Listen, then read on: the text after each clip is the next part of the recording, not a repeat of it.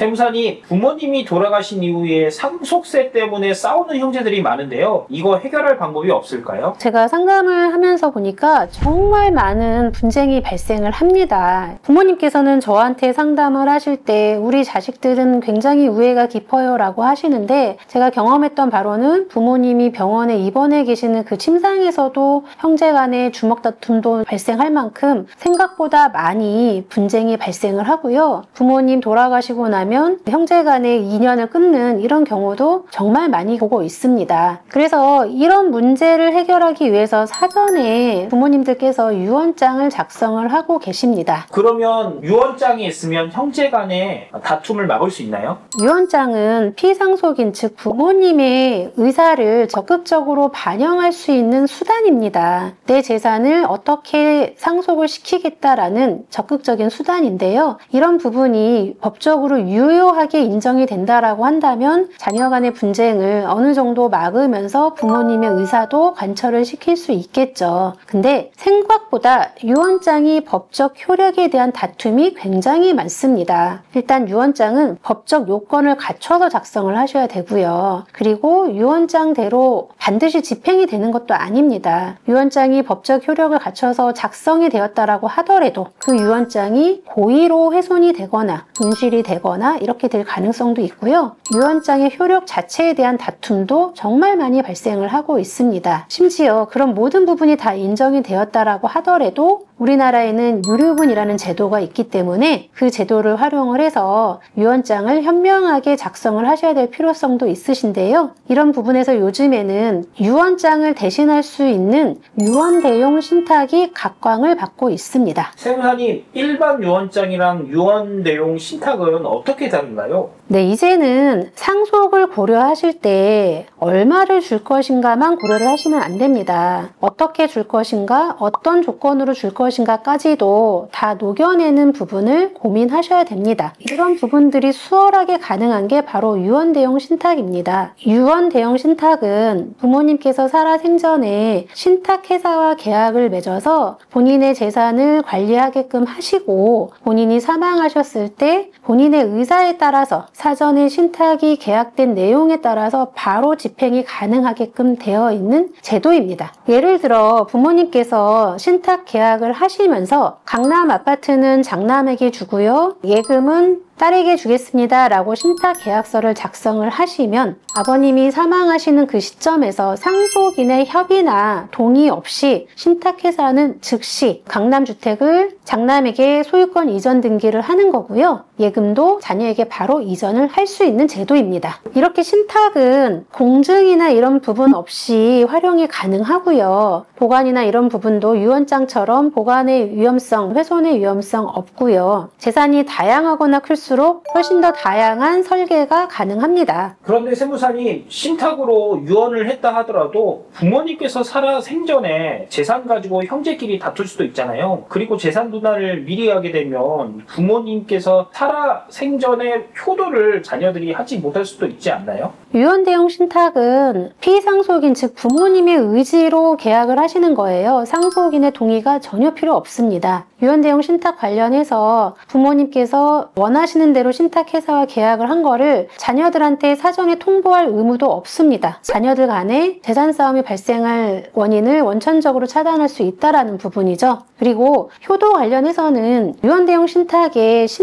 조건은 정해져 있는 게 없습니다. 신탁을 의뢰하시는 분이 원하시는 대로 신탁을 하실 수가 있어요. 그래서 내가 이 강남 아파트를 주는 대신에 한 달에 한 번 나한테 생활비 얼마를 지급을 해야 되고 병원을 동행을 해야 되며 뭐 이런 구체적인 요건들을 신탁 계약서에 녹여내실 수 있습니다. 아, 그러니까 효도를 전제로 신탁 계약을 하는 거군요. 효도 상속 뭐 이런 개념 같은데요. 이게 실제로 가능한가요? 네, 가능합니다. 이제 상속은 혈연에 따른 당연한 권리가 아닙니다. 책임과 돌봄을 수반한 그에 합당한 보상의 개념으로 상속의 개념이 바뀌고 있습니다. 유언대용 신탁은 이런 부분을 잘 녹여낼 수 있는 제도 중에 하나이고요. 예를 들어서 어떤 조건이 충족이 되었을 때만 이 재산을 넘기겠다라는 걸 명확하게 계약서에 명시하실 수가 있습니다. 그러면 그 조건을 제대로 충족을 했는지 누군가 검토를 해야 되는 거잖아요. 그 검토할 수 있는 능력은 신탁회사가 될 수도 있고요. 아니면 별도의 관리인을 둬서 그 관리인에 의해서 판단을 받으실 수도 있습니다.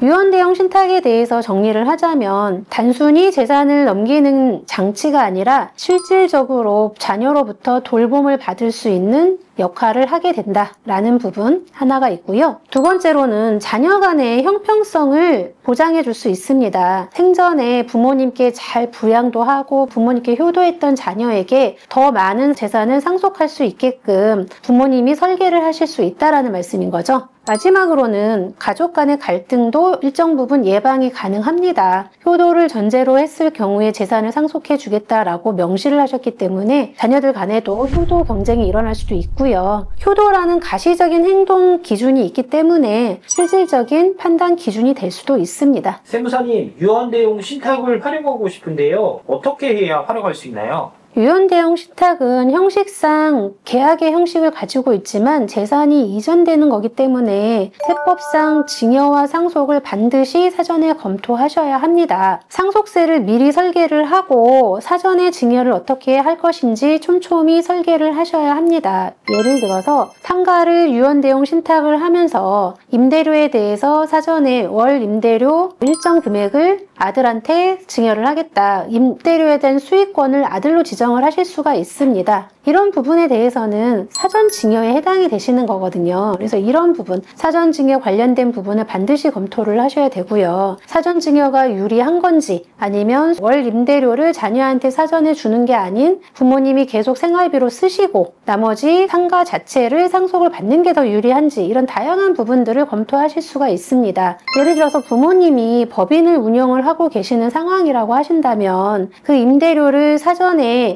자녀한테 사전 증여를 함으로써 자녀가 부모님 법인의 주식을 일정 부분 산다든가 이런 식으로 상속세를 줄일 수 있는 플랜을 다양하게 제안을 드릴 수가 있습니다. 이런 다양한 부분을 검토를 하셔야 되기 때문에 단순히 유언대용 신탁 계약을 했다라고 해서 절세가 되는 것은 아닙니다. 유언대용 신탁은 민법과 세법 그리고 금융과 자산운용이 종합적으로 녹아나는 제도입니다. 따라서 반드시 사전에 이런 부분들을 꼼꼼하게 검토하셔야 되고요. 저희 싹풀 절세 연구소를 통해서 이런 다양한 부분에 대한 검토를 전문적으로 받으실 수 있고요. 구체적인 설계를 사전에 받으실 수 있겠습니다. 저 오해숙 세무사는 이 부동산 관련된 양도소득세 상속 증여 관련된 부분 그리고 법인의 주식 관련된 부분에 다양한 경험과 실무를 쌓고 있습니다. 고민하지 마시고 지금 아래로 흐르는 연락처로 연락을 주시거나 고정 댓글에 구글 링크를 활용하셔서 상담 의뢰를 해주시면 구체적인 상담을 진행해 드리도록 하겠습니다.